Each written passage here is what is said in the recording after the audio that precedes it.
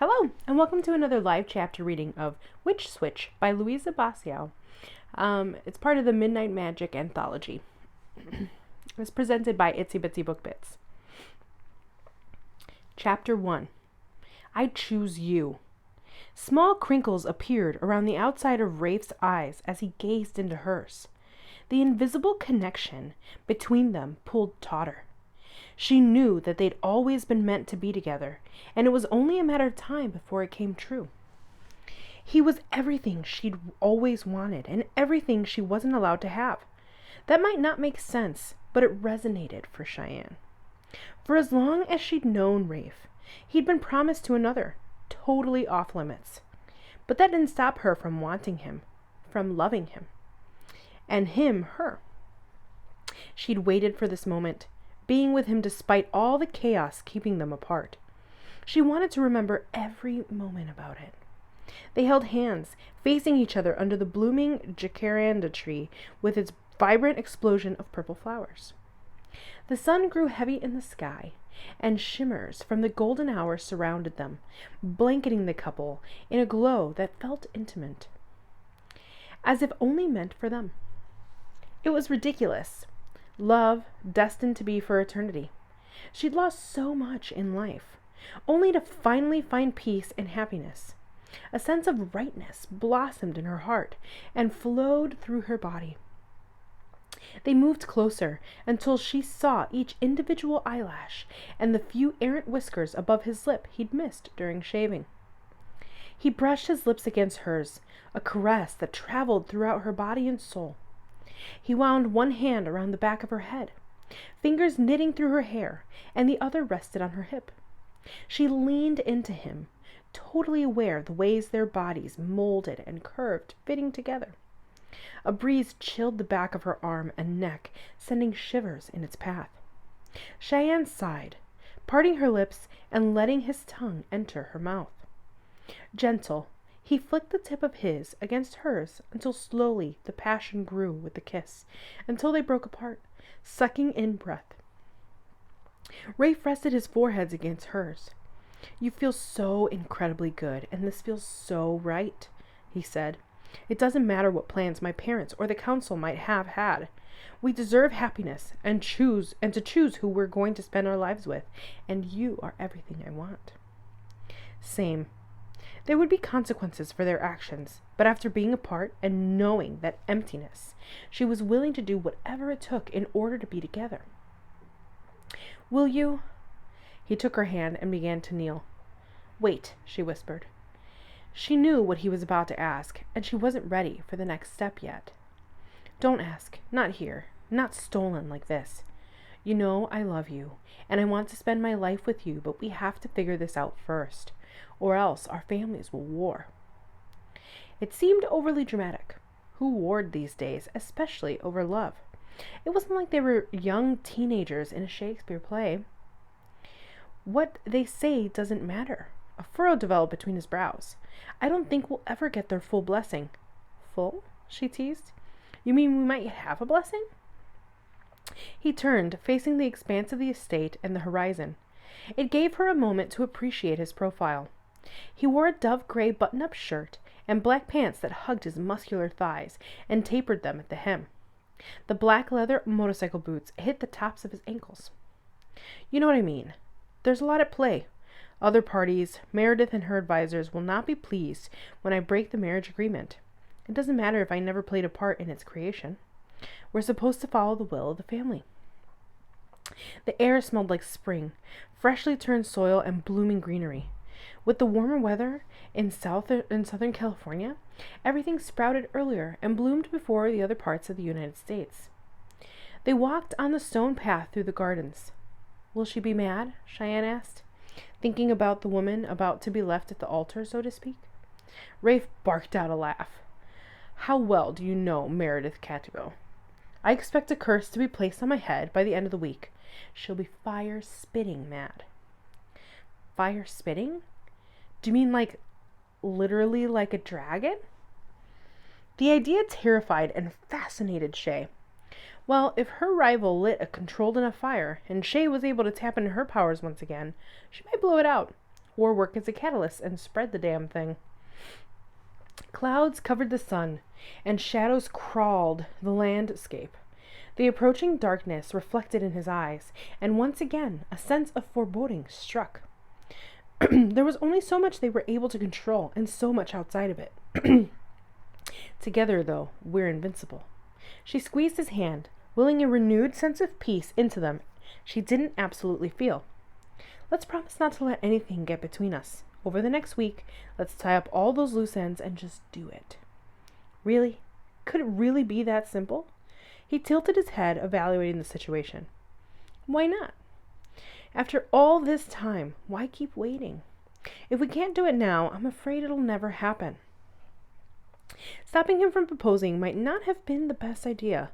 They both knew what her response would be. Consider it a date. Rafe's husky voice shot tendrils of desire to her most private places. He encircled her within his arms, letting his warmth envelop her. He smelled like springtime right after a refreshing storm. The crisp scent revitalized her. She needed this connection, this reassuring moment between them. He always seemed to know what she needed and when, as if their paths were already aligned. Chapter 2. With the potential for upheaval over the next week, Cheyenne decided to create an intention jar for protection. She gathered the needed ingredients. From the cupboard, she removed a glass jar with an easy-to-close lid. It wasn't too big or too small, but the perfect size to host her desires. She added some sea salt, white sage, selenite crystals, and readied a black spell candle. The selenite helped cleanse and purify the home, while the white sage offers healing and protection. The elements went into the jar, and she led her intention, not against Meredith, but to reinforce the balance and safety wards of her home. She couldn't control the actions of others, but her intentions limited their effect on herself and her loved ones. She believed more in defensive spells, rather than ones that set out to attack another. Once the items were arranged, she sealed the glass. Her finger caught on something sharp on top of the lid, and sliced the pad of her index. In slow motion, she watched a droplet of her blood fall into the jar, staining the salt pink. Ouch. She placed the finger into her mouth and inspected the cut. It was nothing. A little added extra. She wasn't made out for these things, spells and witchcraft. It's one reason she'd banned her power. She'd hire someone else out to set the safety wards of the house, but something as simple as this spell shouldn't be too difficult. Satisfied she wasn't going to bleed out, she finished securing the top and lit the candle. At that moment, the grandfather clock in the hallway chimed the official new day.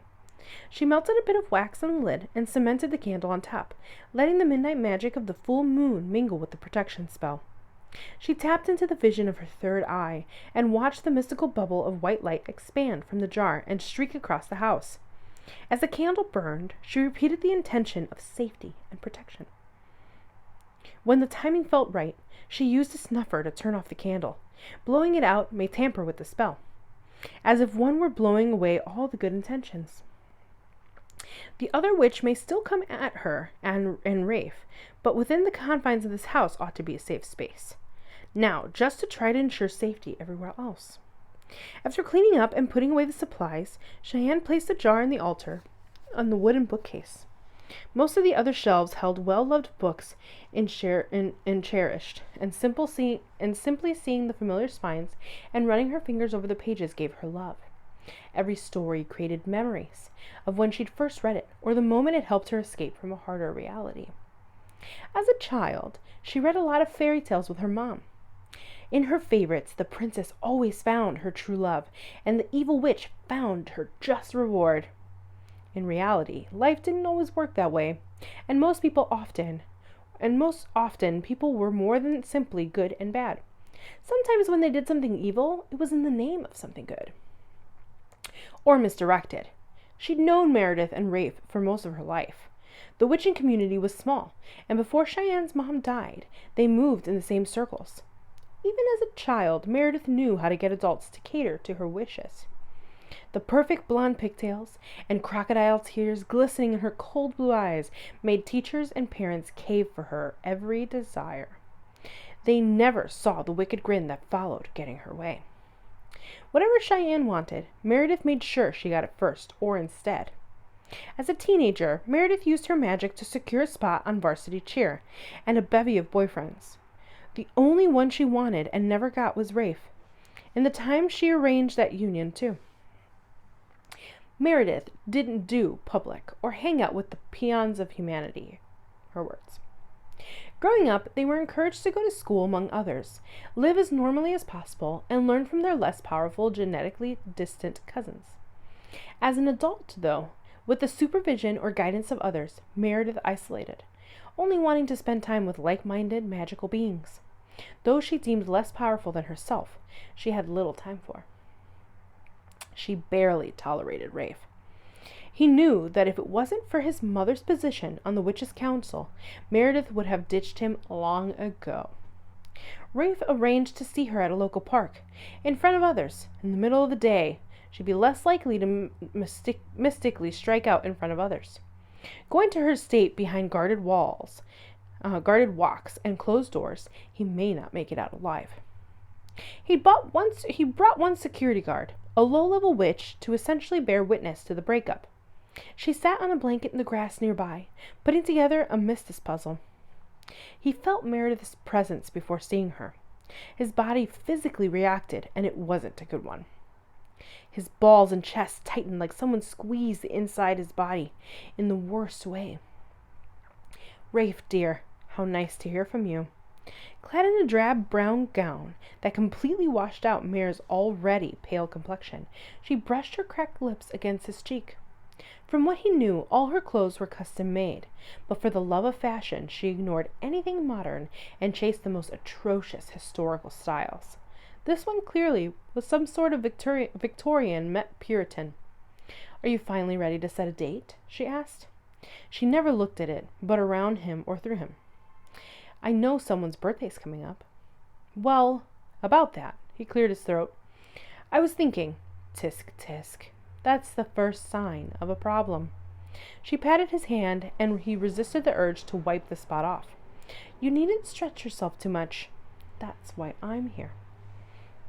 She flicked her eyes to Janae, who hadn't made much progress on the puzzle. "Who starts in the middle?" "While those expendable pretty dredges ensure your safety, although she wouldn't hold up long against mine." "Listen, we both know there's no connection between us." "Stop. You pain me." Meredith feigned clutching her chest. "I do hope you're not trying to weasel out of our marriage contract. I've waited long enough." "See, that's the thing. I am. I don't love you." He said it as if it truly made a difference. "Isn't that sweet? Heroic, almost. Our union isn't based on love. It's an arrangement. You have nothing to gain by breaking it off." She paused, and he watched her evaluate the situation. "Unless you believe you love someone else." He didn't want to bring Cheyenne into the conversation. This agreement was between him and Meredith and their families. He didn't want to marry her. He never had. "Oh, that's it, is it? You love someone else. Well, that's interesting." She glanced at Janae. "I am nothing if not open-minded. You can bring your little friend along, as long as you help provide a suitable heir. I won't make you perform too many duties, and maybe sometimes we can share." She placed her cold hands on his inner leg and squeezed, digging her nails into the sensitive flesh of his thigh. "Don't worry. I won't hold you to the fidelity aspect. As we both know, this marriage is for appearances. What do you say?"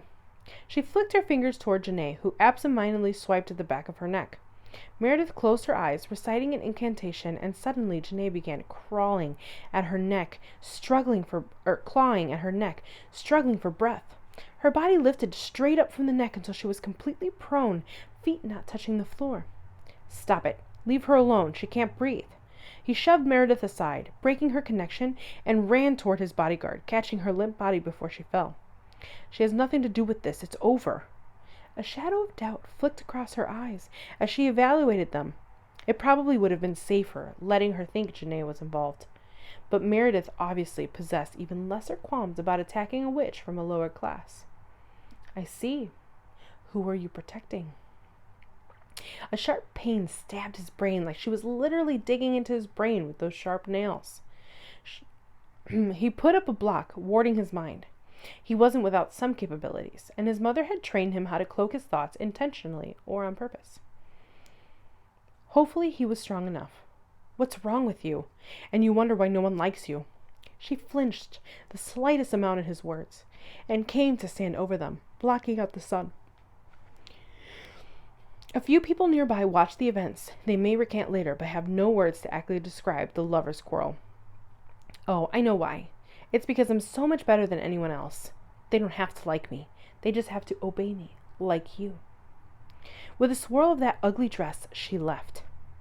Do you think she practices that move in a mirror? Janae asked. I wouldn't doubt it. Are you all right? He helped her to her feet. Aside from being a bit wobbly and red marks on her neck, she seemed fine. Physically, yeah. My pride? Well, I never saw that one coming. She straightened out her clothing. I better get back to the house and clue in the other guards. And if you really do love someone, as you said, you better warn her. All right? That's all for today's chapter reading. I hope you enjoyed it. Bye.